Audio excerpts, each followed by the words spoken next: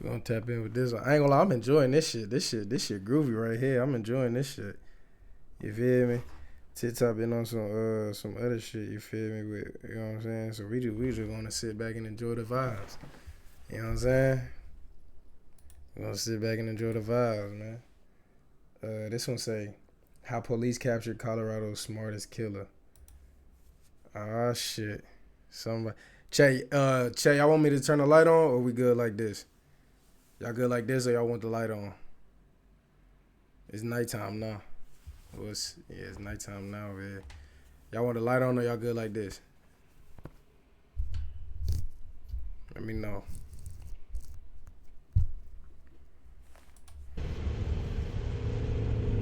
This is the mother of 43-year-old Crystal Krug. In a few seconds, she's going to find Crystal's lifeless body inside this very garage. Hello? I need to stay out, please.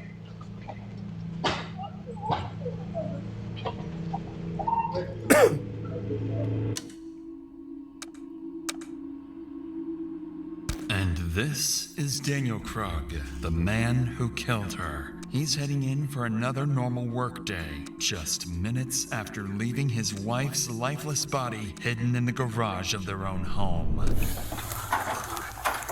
Oh shit. Holy fuck.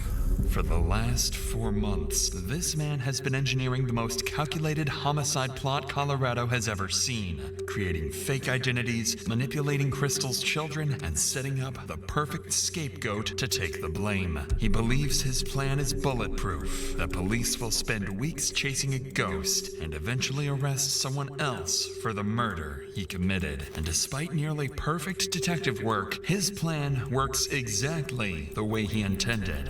Husband said there was a dude who's been stalking her and threatened to kidnap her. Oh my God, this can't be true. I was the person who attacked her.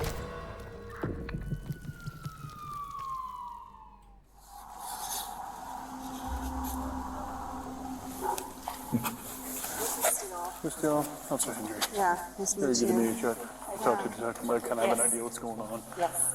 This is Crystal Krug, months before her murder. She lives here with her husband, Daniel Krug, and their 3 children. Both Crystal and her husband are well educated and seem to have built a comfortable life together with their kids. But behind closed doors, something dark is happening that will destroy this beautiful family. All because Crystal's been dealing with a stalker obsessed with her, sending her constant threats and claiming to watch her every move. This officer is here to check her car for GPS trackers or anything that could explain how this stalker keeps finding her. In reality, the stalker is much closer than anyone could have imagined. You can see like it's only the dirty segments and blood marks, but like my street looks like this all the time. There's no one out there. Like I know the normal cars. Yeah. So I don't know where he's following me from. I Okay. can only assume a tracker. Nothing jumps out at me. I know, I really there. I'm hoping it's just to mess with me.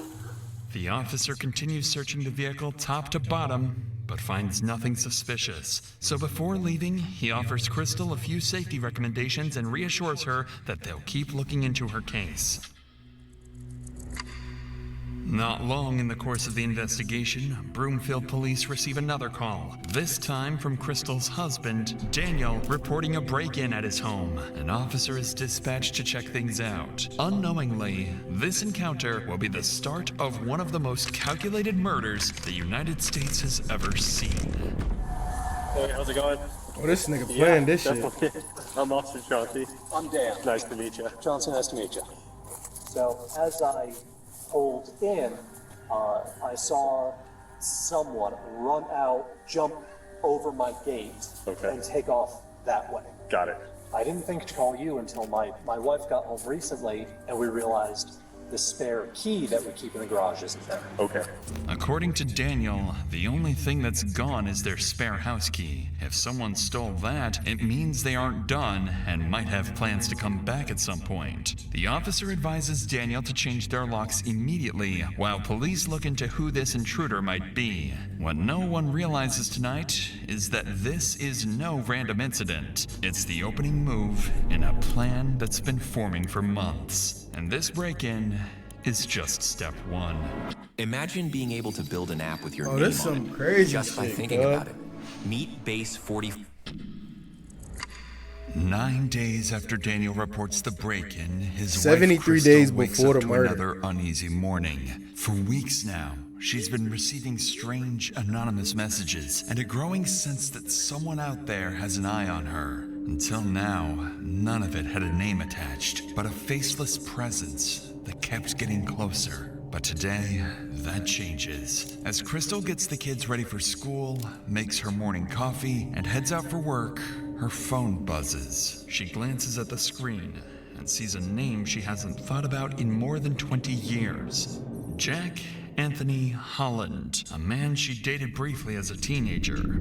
The message is short, crude, completely out of nowhere. Hi, Crystal. It's Anthony. Hope it's okay I looked you up. I go to Boulder every few weeks and thought we can hook up. You game? At first, she didn't think much of it. The two last spoke years ago, and even then, he was harmless. So she ignores it and moves on. But the next day, everything changes. Are you there? You should say yes when I offer pity. Whatever. I saw your pics. You got fat. You should yourself. Saw you at the dentist today. Your license plate expired. Gotta fix that. Suddenly, Crystal's fear becomes reality, and she begins living with the terrifying possibility that she's being watched. And now, she's certain Anthony is the one who's been harassing her for weeks. She becomes hypervigilant, installs cameras around the home, dash cams in her car, and starts carrying a concealed handgun everywhere she goes. By late October, Crystal's barely sleeping. She keeps a spreadsheet of her stalker log, documenting every message she gets. Then, almost a month later, a new email from Anthony confirms her worst fears. This your husband? Drives like slow old lady. He needs to drive safe. The email comes with an attached photo showing her husband Daniel at his workplace. How you feel? How Now you the living? stalker isn't just targeting Crystal. He's coming after her family. Crystal realizes she can't handle this alone, so she hires a private investigator to track down Anthony's addresses and digital history. Then, on Halloween night, she calls the police. So, how can I help you tonight? What's going on? Yeah, so I have an ex from a very long time ago who has occasionally found me on social media, and it's never been an issue. So this month, I have received numerous text messages, and then today I got an email that is very threatening, and it escalated to the point that he took a recent picture of my husband at his work location. So the stalking is getting a little too aggressive at this point in time. Okay. So my last contact with this individual was 5 years ago, where I told him I was happily married. I had no interest in what he kept contacting me. He kind of blew things up and then blocked me. I blocked him, haven't heard from him since. After explaining everything to the officer, she documents each detail and forwards the case to the department's investigative unit. Within hours, the file lands on the desk of Detective Andrew Martinez, a seasoned investigator who's worked some of Broomfield's toughest cases, including abductions and violent crimes. Martinez schedules a formal meeting with Crystal for the following week, hoping to get a clearer picture of what exactly is happening and who this Anthony really is. When she sits down with Martinez, the situation has already escalated far beyond what Crystal first reported. So, he saw full pictures of my family, of my kids. I locked down my profile real fast after this because it was pretty alarming, right? Where he's like, we're meant to be together, and my family loves that we're talking. And I'm like, whoa, you think that we're in a relationship? So I shut it down real hard. I said, this is really creepy for me. You need to stop. And he got real emotional and then blocked me. I'm like, good. And I blocked him, and and then I shut down Facebook entirely. The one development that I have, I did get the full-blown report from the PI problem, and you'll see this in this report. There are tons of phone numbers associated with him. There are tons of addresses. He moves everywhere and between like 3 different states. As Crystal walks the detective through her evidence, 2 details immediately stand out. First, her stalker isn't just texting her from random numbers. He's using multiple phone lines and different digital identities, finding ways to reach her even after she changes her information. Whoever this is, they're persistent, resourceful, and frighteningly determined. Second, her ex-boyfriend, Anthony Holland, is tied to several addresses and multiple phone numbers. Whether it's instability or an attempt to stay off the grid, it convinces Martinez that Crystal is dealing with someone who either doesn't want to be found or someone who's planning something far worse. With all of this in mind, Martinez wraps the interview with Crystal and begins the digital side of the investigation. He sends warrants to service providers, requesting phone records, email logs, and account information to track down the stalker. Unfortunately for Martinez, these companies will make a mistake that will soon prove deadly. While waiting for the digital evidence to come back, Martinez decides to follow up on something else. The garage break-in Daniel reported back in September when a stranger supposedly stole their spare house key. He brings Daniel in for a formal interview, wanting to know whether he's noticed anyone following him, but instead of clarifying things, Martinez is about to learn something far more unsettling about the Krug household. But before we get to that, 2025 is almost over, and we're falling into the same trap again, waiting for January 1st to start something new or about AM and holiday hours. Outskill is rated 4.9 out of 5 on Trustpilot, and this 16-hour live experience by them has been attended by more than 10 million worldwide professionals. Create projects. Outskill 4,000, including a Prompts Are Limit review, where the detective is link in the description. With that said, let's get back to Daniel's interview, where the detective is about to learn something troubling about the couple's marriage. And I guess at what point did she tell you that he recontacted her this last time?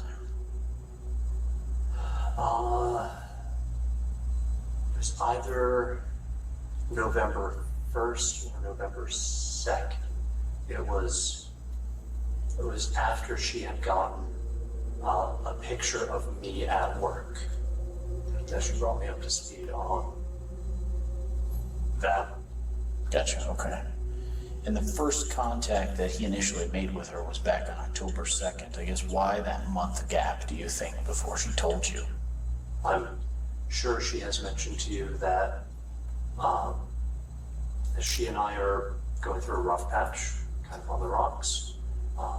So probably didn't seem that pressing until it was. Sure.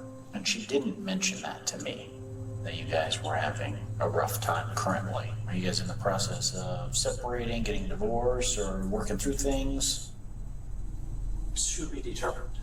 My brother Matthew is a cop, so I have a retractable asp steel baton. Yeah. As I said, not right now, but otherwise it's on me all the time. I sleep with it next to me. I've bought some additional security cameras for the house. So what am I doing? I'm panicking. And I'm doing a shit job to protect my wife. So I'm not doing good. Yeah, I can see that. So, with that being, I know that Christine, we put her car on a lift on Tuesday afternoon to see if there's any sort of GPS tracking or anything like that. We couldn't find anything on the car. If Anthony is watching you guys, it's going to be in person from a distance or nearby or however. So that poses an interesting issue in of itself. From Daniel's reactions, it's clear the stalking is taking a toll on him too. His wife is terrified, his family feels haunted, and he's struggling to understand how any of this is happening.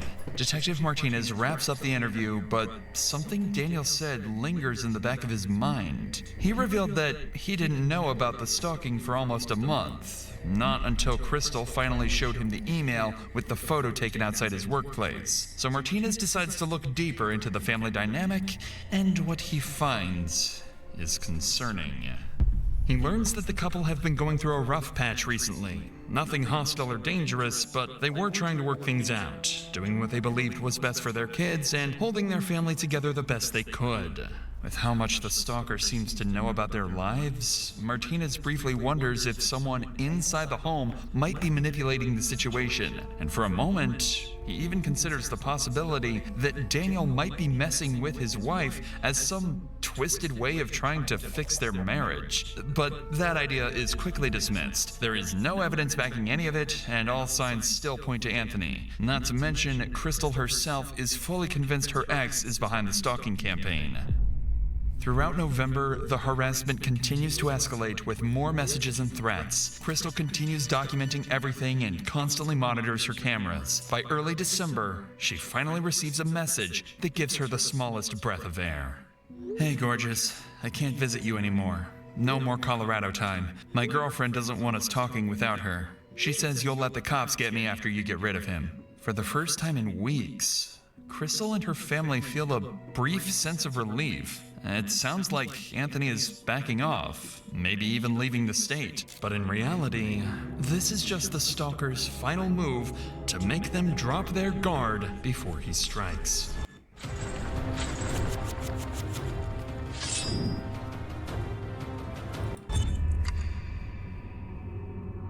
The day starts like every other day. Daniel leaves for work, while Crystal heads out to drop the kids off at school. During those minutes, someone approaches the front door, tapes over the Ring doorbell camera, and slips inside the house. Minutes later, Crystal drives back home, pulls into the garage, and steps out of the car. She has no idea someone is waiting for her inside, and the moment she closes the car door, he attacks.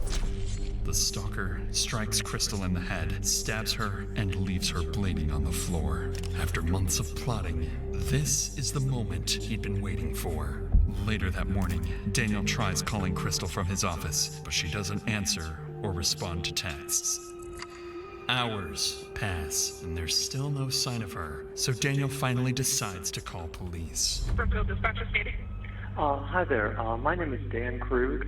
I don't think this is an emergency, but this feels really weird. Okay. My wife isn't responding to text messages or phone calls. Okay. We've had threats against us. We have both been targeted by a stalker. Okay. Threats have been made against my life. Okay. And threatening to kidnap her, which is why I'm nervous that she's not answering. Within minutes of Daniel's call, an officer is dispatched to the Krug residence to check on Crystal. At the same time, Daniel also calls Crystal's mother, asking her to go check on her daughter, sending her straight into the worst moment of her life. While she makes her way there, the officer reaches the house first. Hello? Oh, I was just, I'm their neighbor, and they called me, like, can you go see if she'll answer the Oh, yeah, he sent us as well, so. Yeah, I'm like, I don't Just next door? Okay. All right, well, you got this. Alrighty, man. Appreciate it.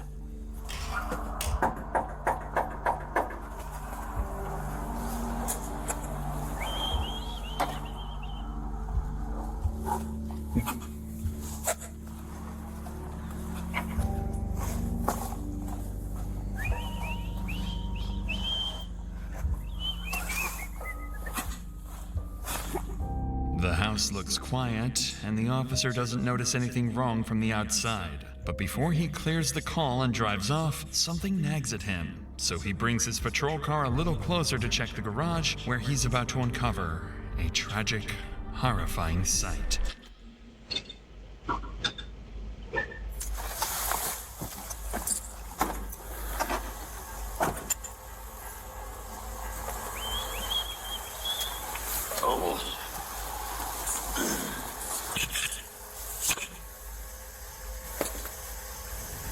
As the officer leans in for a closer look, he spots a body lying on the floor, motionless, with blood smeared across the wall.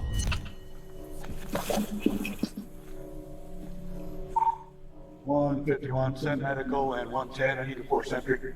I got a female down in the garage.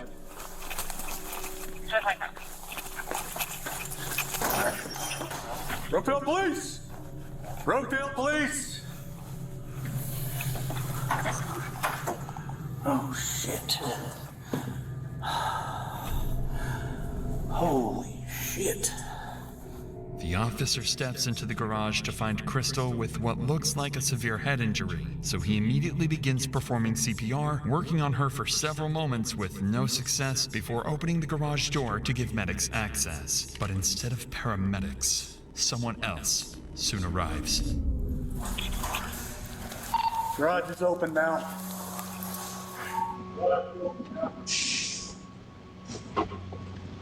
Hello? Hello, ma'am. I need you to stay out, please. Okay.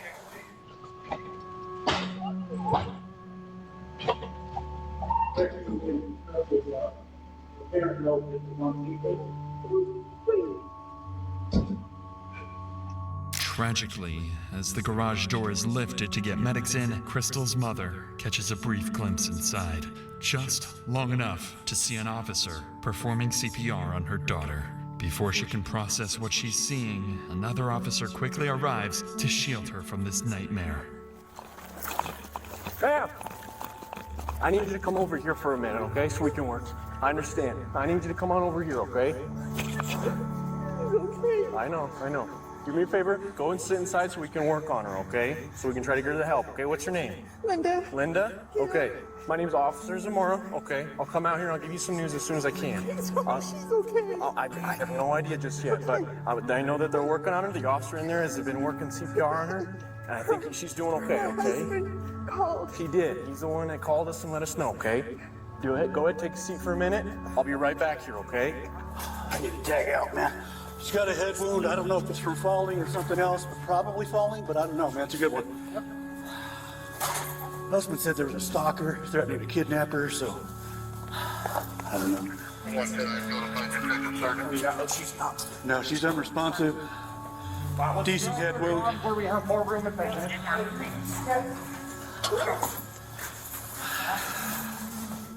While medics continue working on Crystal inside the garage, an officer stands outside reassuring a distressed woman who's just arrived, unaware that this is Crystal's mother. She's shaken and terrified by the horrors she witnessed inside the garage. Linda would later learn that none of this was random, and finding her daughter like this was always part of a twisted plan.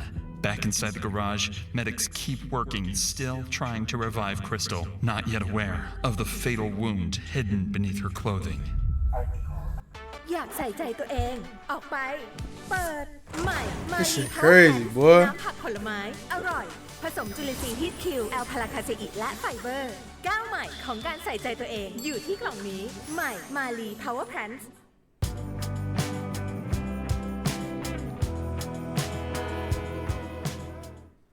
Guys, you see anything other than a fall type of wound? What's that? Gash on the chest. Oh, shit. Oh, shit. Yeah, that's a stop wound. That's right. Damn it. Yeah, I think I get it. The dispatch could tell us the husband called in to check on her. I don't know right now, but dispatch should have it. So we have a visible stab wound, you guys? Yes. Right above her heart. Okay, then let's. We are asystolic. Yes. Yep. Jermaine, are you good with this, or are you? How recent is this trauma? Because if this is Husband said he couldn't reach her for transport. We don't know if it's within 10 minutes, man.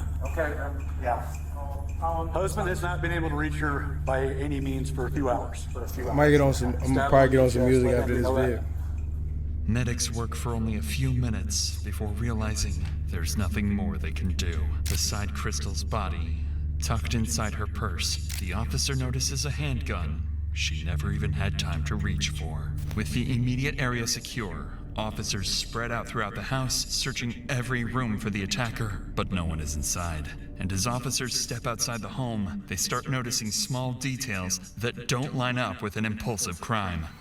Yeah, I don't know the backstory. Husband said there was a dude who's been stalking her and threatened to kidnap her. And Martinez was involved, and Martinez just said, hey, this is a big old... I don't know, dude. I don't know the history on that part. Martinez does, though, and he said he's coming in. So, other than that, we're just kind of securing the scene and waiting for detectives, you know? see what they need. I kicked that, yeah. That's interesting. Yeah, that is very interesting. Around from this way and I wonder if maybe the door was unlocked, that's how he got in. And then you know what, dude?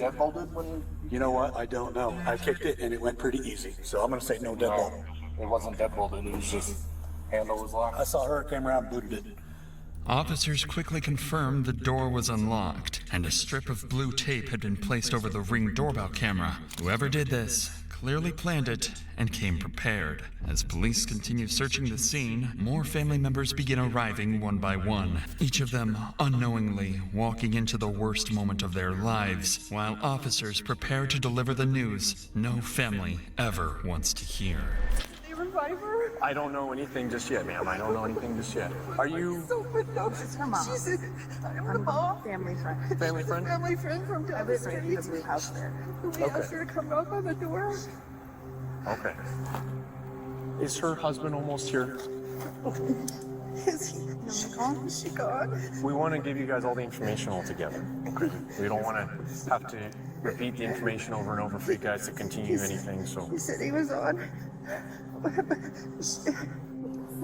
we do to her? No, they won't say. They won't say.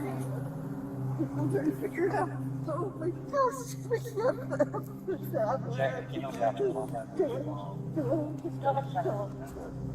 Who's in charge of the doctor? We'd like to know what happened. Absolutely, and as soon as someone frees up who can tell you, I'll send them your way, okay? Our son's on his way. Is this your daughter, sir, or your daughter-in-law? Those are my daughters. This is your daughter, and so her brother's on his way. Yeah.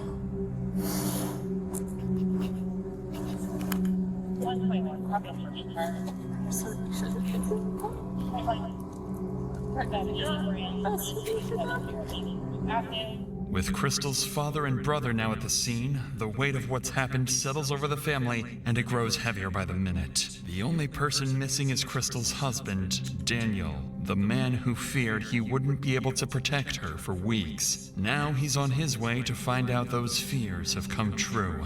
As they wait for him, detectives arrive at the scene and begin coordinating their next steps to hunt down whoever did this. Little do they know, the killer they're looking for is still in the area, much closer than they think. So I pulled my car around to the garage just to see if her car was in the garage.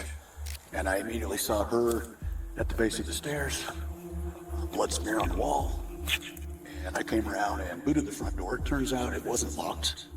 There's also a piece of masking tape over the Ring camera, almost like somebody approached from the side and taped it. And then maybe she opened the door for somebody. First thing I noticed was an obvious head wound. They noticed after tearing the shirt and everything off, she had a stab right there. So. Hey! This shit crazy as shit. That's what we got. Husband should be here any minute. Okay, so I need another detective up here to start working with canvassing. I need you to stay here, and Martinez is coming here, so he'll be good with that. I want you and Martinez to work on this. I'm going to give... Martinez is working on this document. Yeah. Well, we got to be careful. We have to be careful. We don't know. Anybody that's here is still suspect, so we need to be sure that we stay focused on that. As investigators discuss plans to interview Crystal's family and her husband Daniel, he arrives on scene, cutting the conversation short. And right away, he makes it clear to everyone that he's nothing more than a devastated victim, overwhelmed by what's happened to his wife. Okay, I need you to stay back, sir. I understand. I need you to stay back here. Family's over here. Family's over here.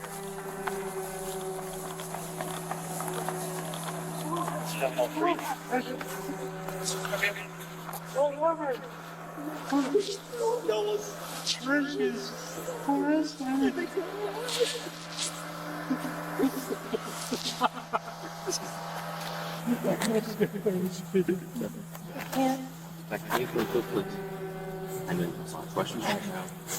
Fortunately, we don't have a lot of answers for you. But I know what you want. You right now. We can have it. Gather so let you guys know.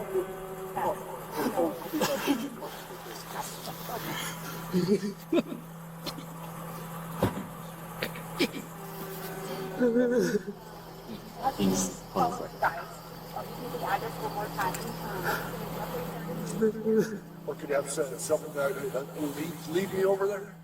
At this time, officers have no reason to suspect Daniel of anything, so they treat him with care as he goes through this traumatic moment.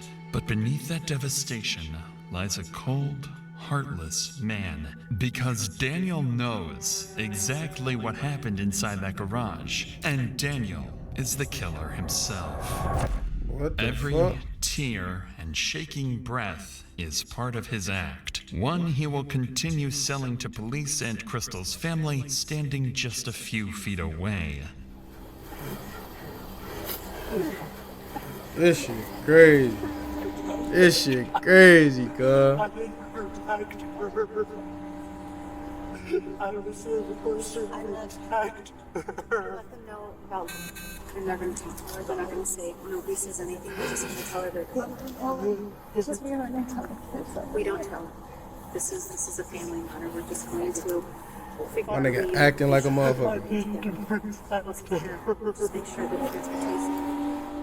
As this tragedy unfolds, Crystal's mother embraces Daniel, trying to comfort him, having no idea the man she's holding is the one who murdered her daughter. Unfortunately for officers, the hardest part of the job still isn't over. As the family grieves outside the home, a detective is sent to the school to pick up Crystal's children, who still have no idea what happened to their mother. When the detective finds Crystal's eldest daughter, she's already shaken. She's been watching the live camera feed on her phone and saw enough to know something terrible happened. But what she tells the detective next is what truly alarms her. Her mother's stalker has been hinting at something far darker recently, and he might have deadly plans for the rest of the family. My phone notified me of my house cameras going off. There was police at my house and an ambulance, and there was a stretcher. I couldn't bring myself to see who was on the stretcher, so I call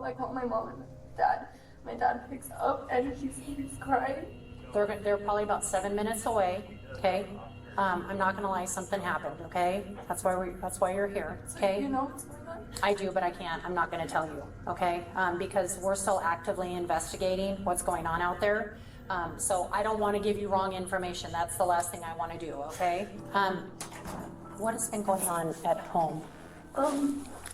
So this dude has been threatening my mom, stalking her, taking photos of my dad, saying that he's going to kill him. Who, do we know who this person is? One of her ex, I don't know his name. Like an ex-boyfriend or? Yeah. Okay. And they broke up a while Chuck, ago. this shit and crazy, gang. So this has all come to a really big shock to her. And then, so he's been contacting her from different numbers, sending pictures of my dad, saying he's gonna kill them. He hasn't mentioned anything about me and my siblings yet, which is good.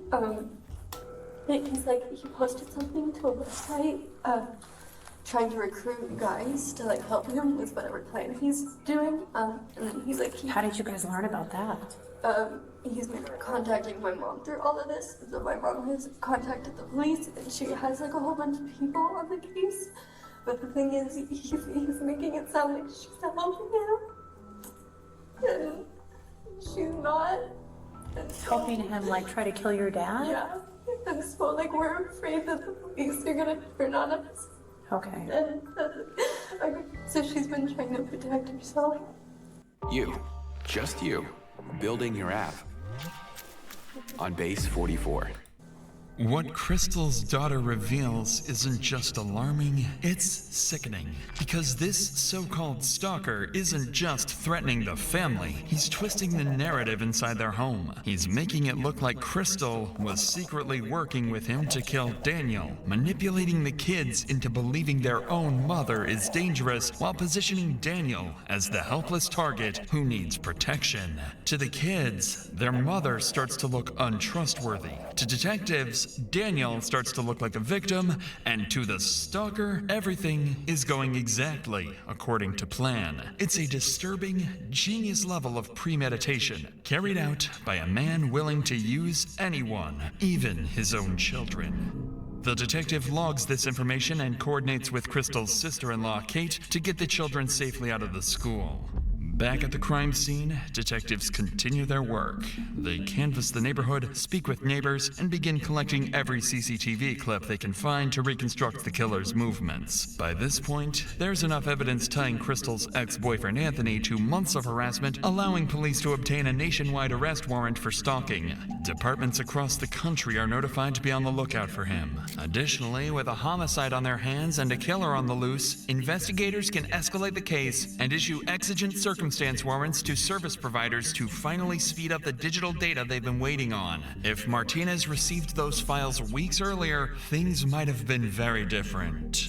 In the meantime, Daniel, along with the rest of the family, is taken to the police station for formal interviews. At this stage, it's standard procedure, and investigators are simply looking to collect statements. But about 2 hours later, when detectives finally sit down with Daniel, his routine interview will begin to take a very different turn. So, your home security system, you access that through your personal phone? Google Nest. It's Google Nest. Okay. Hi. Listen to me. Okay. Just push a home. Okay. So I have your permission to operate this phone and get what we need? Yeah. Okay. Yeah. So how many different cameras do you have? 4. Doorbell. Side of the house, driveway, back door. How long have you had it? Doorbell, a couple years. The others, all since September. We had an intruder. I called the police. He came when we had a garage intruder. A month after Daniel reported the garage intruder back in September is when the stalking first began. And by then, the couple had already installed multiple cameras around the house, plus their Ring doorbell. But even with all that security, and after police confirmed they had no GPS trackers on their cars, the stalker still found a way to follow them, sending Crystal a photo of Daniel walking into work and texting her about seeing her at the dentist. So as the detective scrolls through the surveillance footage to understand the timeline, he notices something strange that catches Daniel off guard. So when do your cameras go off? Do you ever have them set to turn off? 24/7. Okay. They don't turn off. If you lose internet or in the app, you can turn them off. And who has the ability to turn off the cameras? Who has the ability to go in the app and turn these off? Christine, me, and It's all right. It's all right, Dan. Home shows all 4. Oh, perfect. Home. I can settings. Okay. Oh, just us. Just us. Okay. The detective's question here isn't by chance. It's prompted by something peculiar he noticed on the surveillance app. All of the home's cameras shut off at 8:15 a.m. and they stay off until 10:15 a.m. Only the camera pointed outside the garage remains active during that entire 2-hour window.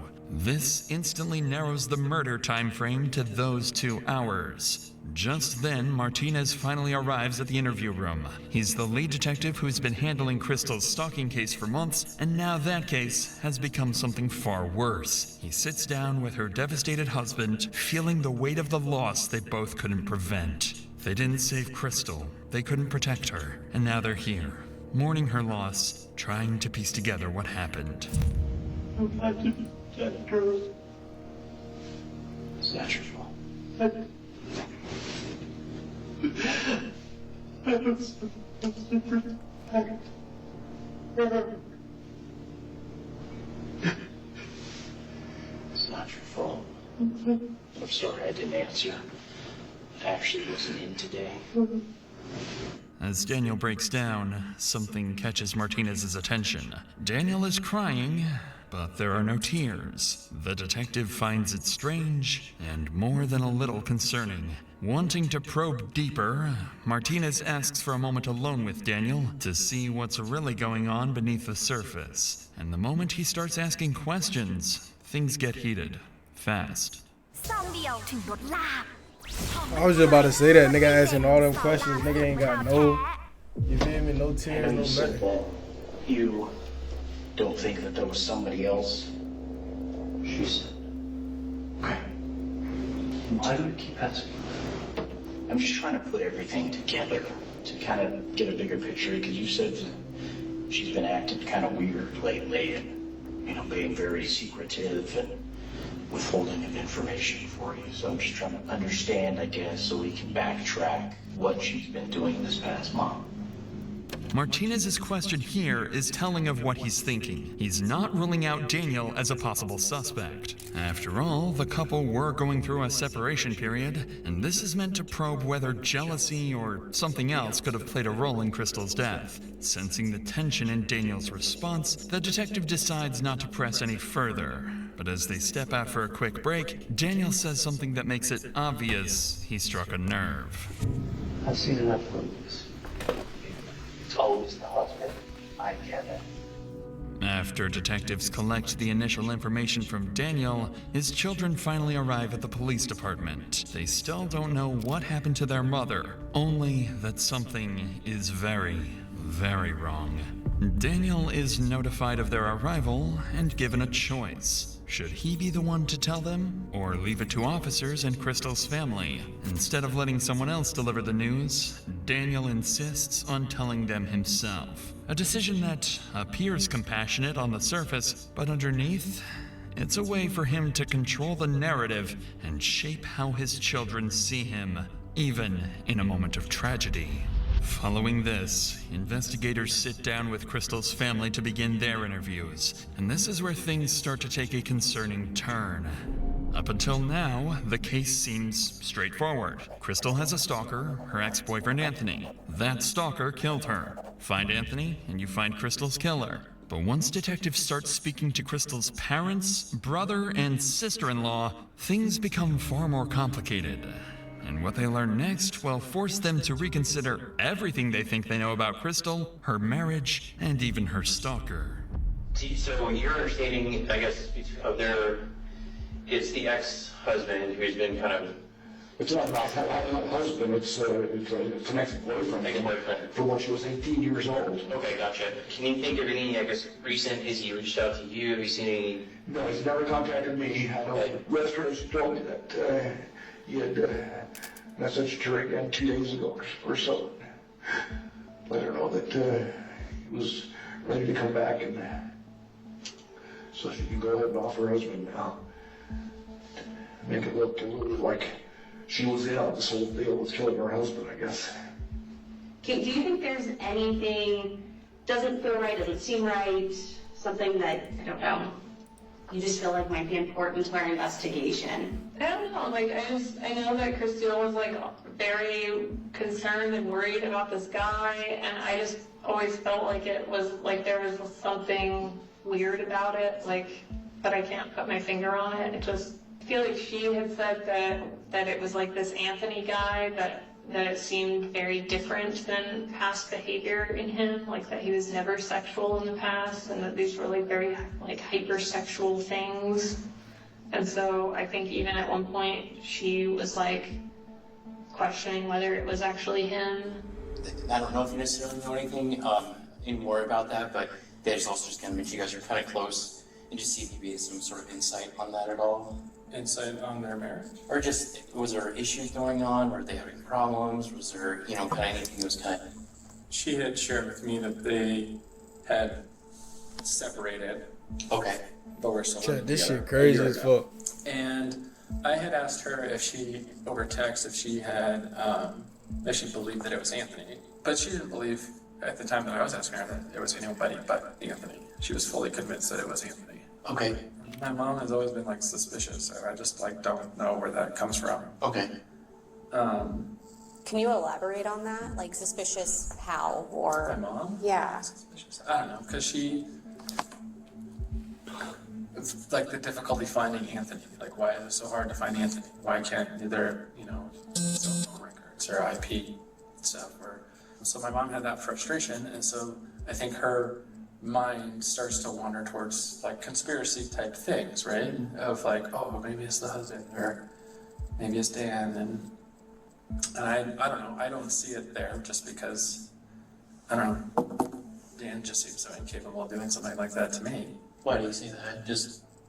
I don't know. I talked to him, and him and I just hung out and talked for like 2 hours. And he was like very concerned about like getting his family together and talking about being vigilant but not paranoid. What is it? There's something wrong with Ben. I couldn't.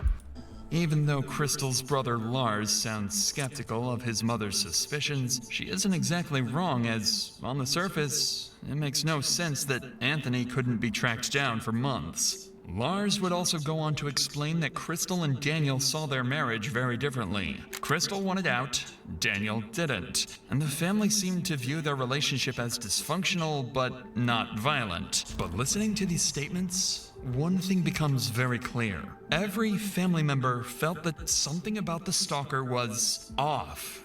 There was a shared intuition they couldn't quite articulate. And when detectives sit down with Crystal's mother, she makes that suspicion very clear. I know you said, and I kind of learned on seeing that she was married, had 3 children. Her life was hell. We slept months and last year.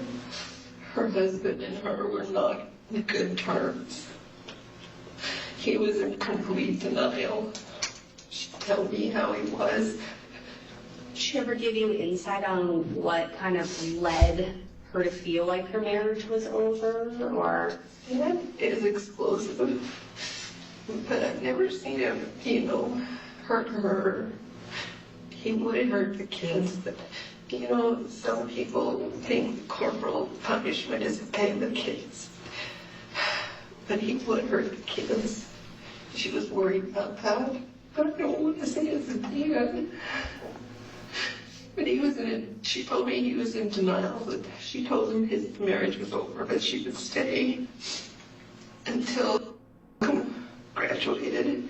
I have this, just a gut I can't shake with him. What's that feeling telling you? I can't shake this question. Is he the one that's been doing this with Anthony? Needless to say, hinting that Daniel might somehow be involved with the stalker is an alarming accusation, and it makes things even more complicated for the detectives. At this point, the family itself is split. Crystal's brother Lars completely dismisses the idea that Daniel could be involved, calling it nothing more than a conspiracy. But others felt that there was something off about Anthony and the entire stalking agenda. With all statements collected, detectives wrap the family interviews and regroup to make sense of everything they've gathered. By combining everything they've learned, detectives land on a clearer picture of where the investigation now stands. The family interviews raised enough concern, and there was enough tension in the marriage that detectives decide they can't rule out Daniel yet, and he officially becomes a potential suspect. But even with Daniel now on the radar, Anthony remains as the obvious prime suspect in Crystal's homicide. His threats and weeks-long stalking campaign still place him at the center of the investigation. With that in mind, detectives know their next move. It's time to find Anthony. At around 3 p.m. that afternoon, police finally get their first real break in months. After digging through everything they have on Anthony Holland, investigators land on a possible address in Utah. Because they can't reach him themselves, Broomfield detectives coordinate with Utah County Sheriff's Office, sharing his name, photo, and the address where he's believed to be staying. Up until now, Anthony has only existed as a name in emails and threats, a distant figure who no one has actually seen. So when officers finally get a hit on his location, it becomes the first real chance to confront the man they've been hunting for months. I'm going to ask you a couple of names to see if you recognize any names. Okay. Have you ever heard of the name Crystal Krug? She may have been Grimsrod when you knew her. Yeah. And do you know a Daniel Krug? No. No? How do you know Crystal? She was an ex-girlfriend. She's an ex-girlfriend? How long's the ex? Like, how long ago? 1999. Oh, so like a long while ago. She was my very first girlfriend ever. Oh, okay. Yeah. When's the last time you talked to Crystal? Has it been a minute? It's been a minute, yeah. Like since you moved from Durango? Yeah. Yeah. So that would have been what, back in 2014? Yeah. Have you had any contact with anybody in that area since? Anybody, or have they contacted you at any time? No. I'm going to give you a phone number, and it's to a sergeant with the Broomfield Police Department. Okay. He would like you to reach out and talk to him. All right. They have an incident. I don't know the full details of their incident out there, and so I'll let him talk to you about that aspect. He had asked us to come out here to your house and talk with you. They were debating on, you do have an active warrant out of Broomfield Police Department, and they were debating on if they were going to have us arrest you or not. They are not going to have us arrest you on it. I'm going to advise you of the fact that you do have a warrant out of Colorado, and you can talk to this sergeant about the details of it, if that makes sense. As officers speak with Anthony, he appears intoxicated and confused. After being briefed on the situation, he gives his timeline, insisting he never left Utah and spent the morning with family nowhere near Colorado. Once they collect Anthony's statement, Utah officers leave to begin verifying every part of his story. In the meantime, detectives back in Colorado regroup to reassess the investigation. With Anthony still denying involvement, Detective Martinez turns back to the one angle he hasn't fully explored yet: Crystal's husband, Daniel. Since he never ruled out jealousy or affairs as a possible motive, he decides to dig deeper into Daniel's past. And that's when he stumbles onto something interesting and very unsettling. While searching old reports, Martinez finds a closed but unresolved stalking complaint from years earlier. The victim who filed it is a woman named Carrie, and as it turns out, she was Daniel's ex-girlfriend. The more Martinez reviews, the more disturbing the pattern becomes. The report claims she was stalked for weeks by an obsessed man who impersonated multiple people, manipulating her through fake identities. Detectives quickly locate Carrie and bring her in for an interview. When they sit down with her, they uncover a story so disturbingly similar to Crystal's, it opens up an entirely new theory. Oh, this nigga was crazy. This nigga was doing the same shit. I think it was, like I said, a couple months I broke up with him a couple months into my freshman year. And he, he was pretty emotional, I would say. Sort of desperation would maybe be a word I would use to describe after the breakup of, please don't do this, kind of, crying, that sort of thing, that I can recall. And then I started to get messages from his roommate, and that person's name is Tom, on AOL Instant Messenger. And I know Tom is real because they were roommates. If I called him, Tom would sometimes pick up the phone. They had a joint room and a joint phone. Tom, his role, I would say, was sort of to gain sympathy from me for Dan and continue to encourage me to communicate with Dan. There was perhaps some indication that he was, or was, because of the breakup, just really not doing well. So this, made me keep communication up with Dan. And Tom ended up being Dan, right? So all these people I'm going to tell you about end up being Dan Krug, not Tom. Yeah, even though Tom is a real person, he was not sending me these messages. Suffice it to say, what Carrie tells detectives sounds all too familiar. Everything she describes echoes the same pattern detectives have been seeing with Crystal, but the parallels don't stop there.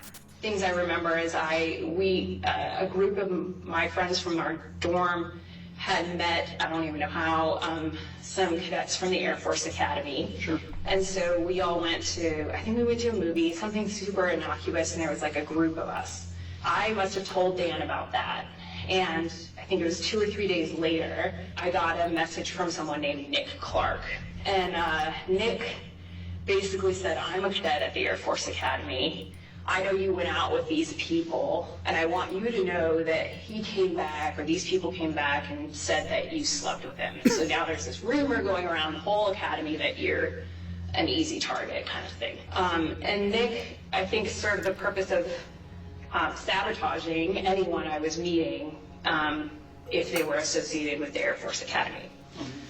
Of course, the person that I met and went to the movies with was like, I want nothing to do with you, you weirdo. And so, shortly, Not gonna lie, this shit crazy. a while after that, I started actually more seriously dating Air Force cadet named Mark Hansen. Then, of course, Nick Clark made a reappearance, and I was getting pretty consistent messages from him. And so he said, you know, we need to find out who's doing this. And he got me a meeting with the Office of Special Investigations at the Air Force Academy. I sat with them, and they kind of laid the emails out on the table, and they said, we've had like a forensic psychologist sort of professional look at all these emails, and it's Dan, is what they said. Carrie would go on to explain that despite their suspicions, there was never enough evidence tying Daniel back to the messages she received then. Everything had been sent from a public library, and because of that, her accusations remained just that, suspicions. But even without proof, the similarities between the two women's experiences are impossible to ignore. And for the first time, detectives begin considering a fourth possibility they never imagined. What if Daniel has been playing everyone? What if he's been impersonating Anthony? What if he's always been the architect behind the entire stalking campaign? Detective Martinez receives the intel from Carrie's interview, and with that, Daniel officially becomes an equal prime suspect alongside Anthony. At this point, the only thing that can give them a definitive answer is the digital evidence. So while they wait for that, Martinez receives something he can work with immediately: the full set of surveillance footage collected from the neighborhood and Daniel's workplace. Investigators sit down and begin reconstructing the full picture of what happened before Crystal was killed. Shortly before 8 a.m., Crystal arrives home after dropping off the kids. She pulls into the garage, closes the door, and everything looks normal. Minutes later, at 8:15 a.m., the entire security system goes offline. Every camera except the outside garage camera is taken down for the next 2 hours. At 8:25 a.m., that lone camera records something deeply concerning. Daniel leaves the house to go to work later than he normally does, and shortly after the time medical examiners believe Crystal was killed. From there, workplace footage shows Daniel moving through the building around 9 a.m., greeting co-workers and appearing completely normal, as if nothing had happened at home. And when investigators check footage from surrounding houses, they find no one approaching the property all morning. Everything about the timeline makes Daniel look more suspicious by the minute. With all these new developments, detectives bring Daniel back in for another interview. He walks in expecting routine procedural follow-ups, completely unaware of how much has changed since the last time he sat in this room. This is when Daniel's months-long, carefully crafted plan begins to crumble. This time, Detective Martinez walks in with a completely different energy than before. He's no longer feeling Daniel out.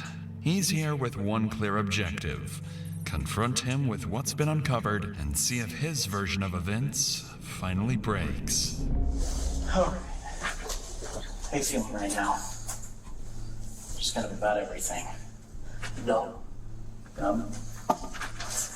Everything hurts. I feel like I have two different voices going through my head right now. I have my brother Matthew. Yeah, I've mentioned him. He's the sheriff's lieutenant. And I have his voice saying, talk to the police. And in typical cop fashion, you married a prosecutor. So I have Lynn's voice in my head going, get a fucking lawyer.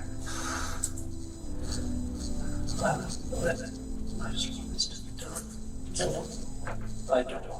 I just don't want it.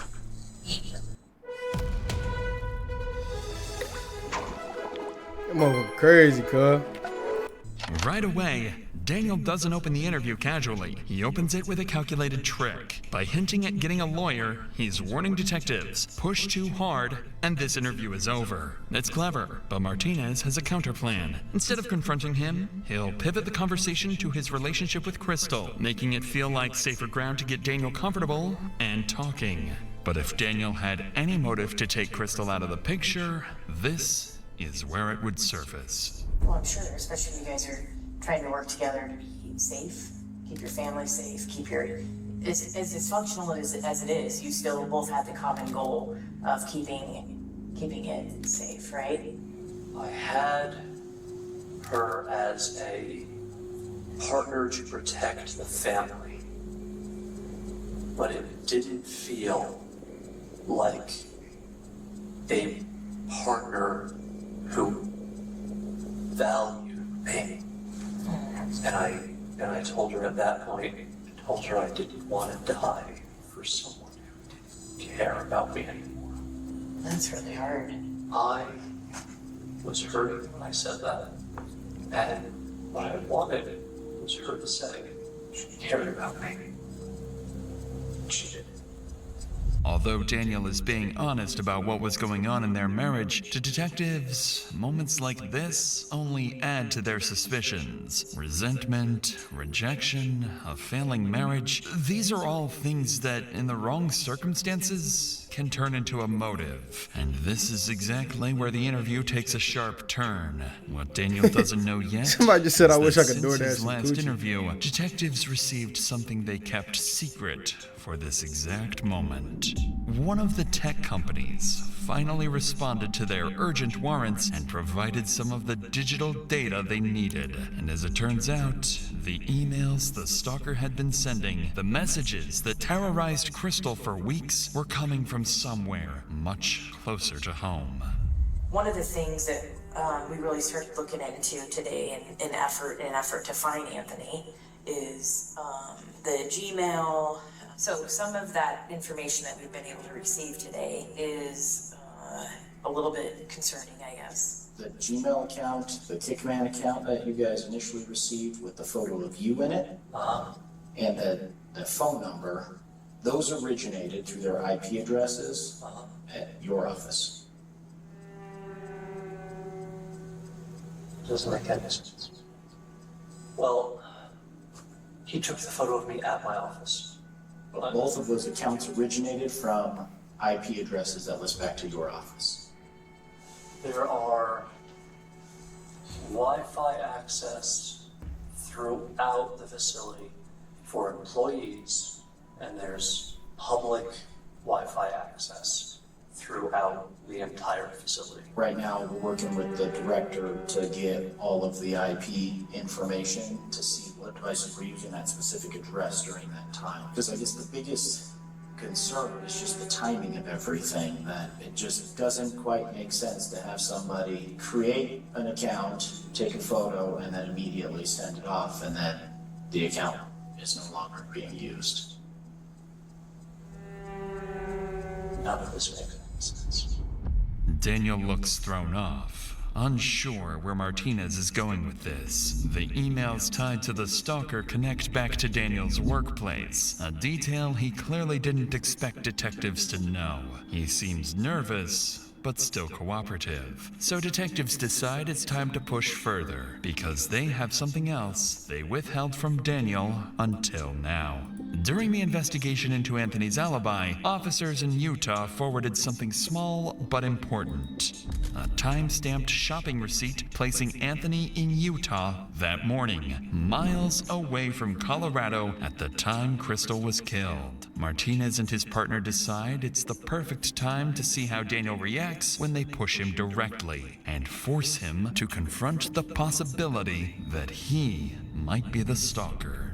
Also, let's add on top of that the fact that there's, as far as we know right now, there's no physical way that Kickman could have been involved in this based on where he's at right now. So, you know, the mystery continues, and Things are certainly pointing in one direction right now. well, and you've given us reason. Here's the other thing, Daniel, is I sympathize with the fact that you're in an extremely frustrating situation. I know you want to be a part of your kids' lives. No stress, no denials. Funded Next rewarded $195 million so far.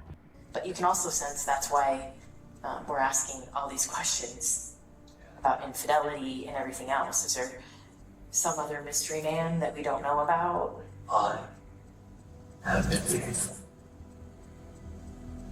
Period. You know Anthony has reached out to her in the past, number of times. Very Right. And the last time was 2016-ish. He had asked her at one point if she wanted to have sex.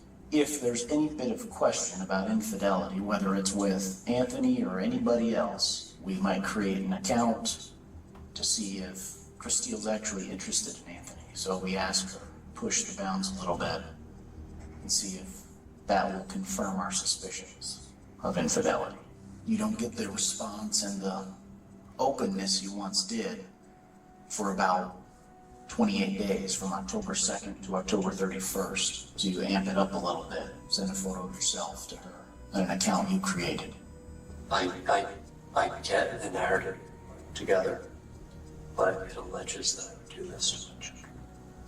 But I think ultimately what happened today would bring you the closest to your children that you've probably ever been in your mind. I'm very close to my children. You're afraid to lose time with them if you get the divorce. Clearly, detectives managed to perfectly articulate Daniel's reality, one he may not have even fully admitted to himself. He is a man so terrified of losing his children, so desperate to stay in control of his family, that he would do anything if he felt it slipping away, even if it meant murder. The detective's brutal honesty leaves Daniel speechless. He doesn't argue or deny it. He just sits there in quiet resignation, wearing the look of someone who's realizing everyone can see straight through his lies. If you were watching these facts unfold in front of you in a movie, what would you say happened? There has to be someone else that was able to turn off the cameras, that was able to use your IP address from your work to create accounts, to send messages and photos, to act as a stalking suspect. I know I'm not the one who does this. I'm analytical at work, and I read and write fiction at home. I don't do crime drama. I don't know what any of this is. Kickman is 6.5 hour drive. And then in fact, he was contacted in his house, severely intoxicated. There's no way he could have made that drive. All this time, you've been looking for him, for the protection order. And you just found him today, like that. They've been chasing the wrong dog. It sounds like you're accusing me. We have a lot of information that points your direction, and we were hoping that you could provide explanation other than it wasn't me. I don't have a narrative or a story that I can offer to you, because I thought we were on the same side. What would you think, or what would you say if we told you that other people you talk to that are close to your wife expressed that she had maybe told them that she suspected you of having... She said that right to my face, that she wanted to know if it was me. I told her no. But I think there's more to the story. Like, I don't know, it just doesn't, it's not adding up. I'd like to know what happened this morning. I'd like to know what caused you to get so upset to hurt your wife, because I believe that's what happened. Well, I want to know what happened to her. We haven't been there to know, and there's only one person in this room that can tell us. I think you got confirmation or found out that she had a boyfriend this morning, or something happened that pissed you off, and you did something that you regret now because you can't go back. I've answered all of your questions that I can. You have your theory. Please find the right one. You're done. As calm as he's been this entire interview, Daniel finally decides he's had enough and drops the act. His story has crumbled. Detectives see straight through his lies, and he knows it. With nothing left to cling to, Daniel quietly asks for an attorney and the interview comes to an end. Even though he continues insisting he's innocent, there's one detail Daniel admits on his own. One no one even knew about until now. Crystal herself confronted him about being the stalker. Hearing that from Daniel's own mouth hits Martinez hard, because to him, that sounds like the kind of confrontation that could have pushed everything over the edge. But without hard proof, detectives can't yet say Daniel is truly responsible. So with the interview over, Daniel is processed for physical evidence and escorted out of the police station. But before he leaves, he turns back and tells detectives one final thing. I won't be inclined to do this.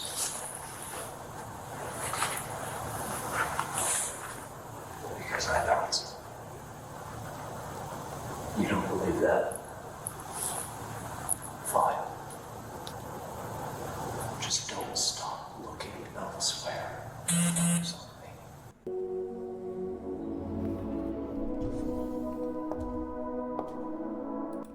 Okay. Find the fucker who did this. Are you married? With kids? Divorced? Right behind you. I don't care if you capture him. I just want the fucker to pay. He took my children's mother for Christmas. Over the next 2 days, the case becomes the department's top priority. Every available officer is working on it, and this is when the investigation finally begins to break wide open. Officers in Utah finally finish verifying Anthony's alibi. They find surveillance footage showing him in Utah at the time of Crystal's murder, and there are no travel records or license plate pings placing him anywhere near Colorado. Then, the last of the digital evidence arrives, and this time, it's overwhelming. The burner phones used to send the threatening messages to Crystal were purchased with a Visa gift card registered under Daniel Krug's name, and cell tower records show those burner phones were always in the same location as Daniel's personal phone, meaning he was carrying both devices at the same time. And then comes the final blow. Detectives uncovered Daniel's Google searches from the night before the murder. How hard would you have to hit someone in the head to make them unconscious? When is a head injury a cause for concern? Piece by piece, the picture comes together. There's no Anthony, there's no mysterious stalker. Crazy. It's always been just Daniel. Detectives now understand exactly what happened. Daniel created the entire stalking persona in a twisted attempt to regain control of his failing marriage. And when Crystal began to suspect the truth, Daniel killed her to cover it up. On December 16th, an arrest warrant is issued for Daniel Krug. Officers are dispatched immediately, finding him on his way to his daughter's dance performance. As patrol units close in, Daniel's movements strike them as suspicious. He appears to be heading back towards his car, and officers believe he may be trying to get away. This is a detective. Get him out. Go. Just get right. All right, we're coming up in front. Just get up and bump it back. No, fuck. Go. Just go. Go. Show your hands! Show your hands! Hands on your face! Hands on your face!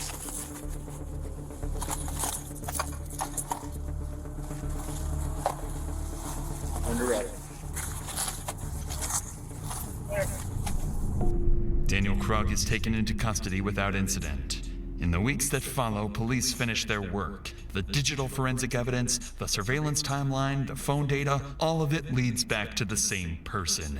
Investigators become certain that Daniel Krug acted alone. He created a fake stalker, framed an ex-boyfriend, manipulated his wife, his children, and law enforcement. Before the case reaches trial, Daniel formally pleads not guilty. In April of 2025, his case moves into the courtroom. The story prosecutors present is devastatingly clear. This was about Dan losing control. He was not in love with Christelle, and that resentment had turned to rage by the time we get to December 14th. Think about what he did to her. You don't do that to somebody you love. Think about the absolute nightmare and hell that he made the last few months of her life. On the other hand, Daniel's defense argues that there was no physical evidence placing him at the crime scene and that he could not have been the killer. We know the physical evidence, and there is an enormous disconnect between that and the circumstantial picture the prosecution wants you to believe. Mr. Krug did not kill his wife.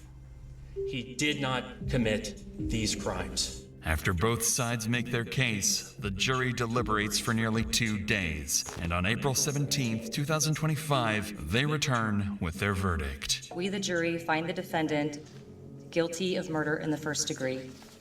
Daniel is found guilty of first-degree murder, stalking, and criminal impersonation. He is sentenced to life in prison without the possibility of parole. Nah, yeah, this nigga crazy. He really tried to make it seem like he didn't do none of that shit. This nigga wildin'.